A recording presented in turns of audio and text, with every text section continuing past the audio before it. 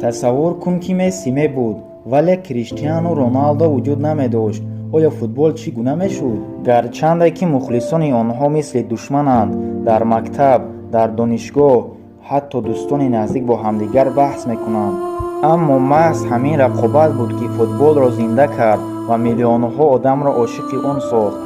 криштиану роналду кӯдаке ки аз оилаи камбизоат ки бо машқ ва интизоми оҳанин ба қулла расид. леонел месси писарбачае ки ба гуфтаи табибон бояду дигар бозӣ намекард, вале ӯ ҳеҷ гоҳ аз орзуҳояш даст накашид ва ҳамаи монеаҳоро гузашт. ва имрӯз агар яке намебуд, дигаре то ин дараҷа бузург намешуд.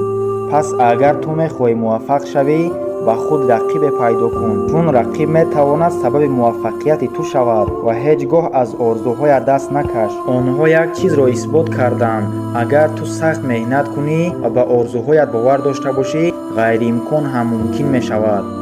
роналдо ё месси? ин саволе аст ки беҷавоб.